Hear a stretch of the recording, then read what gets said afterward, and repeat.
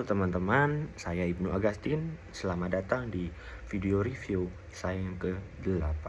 Jadi, apa sih yang akan saya bahas di video review saya yang ke-8? Check it out.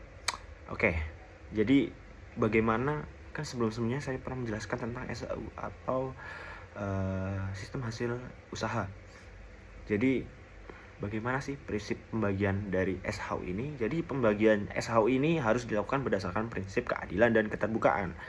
Ada beberapa prinsip dasar yang menjadi pedomannya, yaitu SHU dibagikan hanya berasal dari hasil usaha anggota, bukan dari pihak luar tentunya.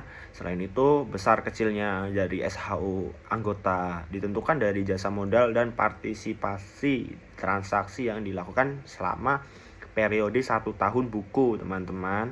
Nah, ini selanjutnya itu pembagian juga harus dilakukan secara transparan kepada seluruh anggota, harus transparansi tentunya, dan hasilnya dibayarkan secara tunai, bukan melalui transfer ataupun segala macam, sesuai dengan keputusan rapat dari rapat anggota. Jadi contohnya, jadi saya koperasi ada SHU sebesar 280 juta. Dari jumlah tersebut, SHU berasal dari transaksi anggota sebesar 200 juta. Jadi non-anggota itu 80 juta karena total 280 dari anggota 200, sisanya yang non-anggota sebesar 80 juta. Berdasarkan keputusan rapat anggota, SHU tersebut dibagikan dengan rincian 40% untuk cadangan koperasi, jadi 40% masuk untuk koperasi, 40%-nya itu buat anggota, sisa 20% yaitu 5% untuk pengurus, 5% karyawan, 5% untuk pendidikan, dan 5% untuk dana sosial, untuk bansos. Jadi pembagian seperti tersebutlah yang mencerminkan keseimbangan antara kepentingan organisasi dan kesejahteraan anggota.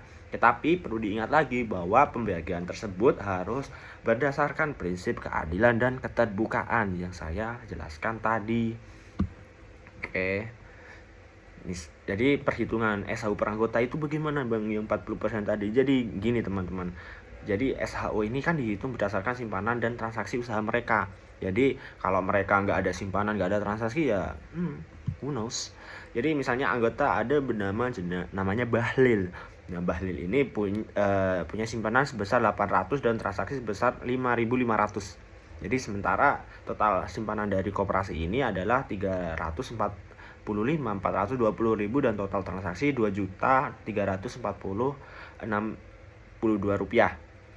Maka SHU yang diterima si Bahlil ini adalah hasil dari dua perhitungan, SHU modal yang tadi sebesar 55,58 rupiah dan SHU usaha sebesar 131,62 rupiah, sehingga SHU yang diterimanya adalah 187.200 rupiah. Jadi dari contoh ini dapat menggambarkan bahwa pembagian SHU sangat bergantung pada kontribusi anggota terhadap koperasi.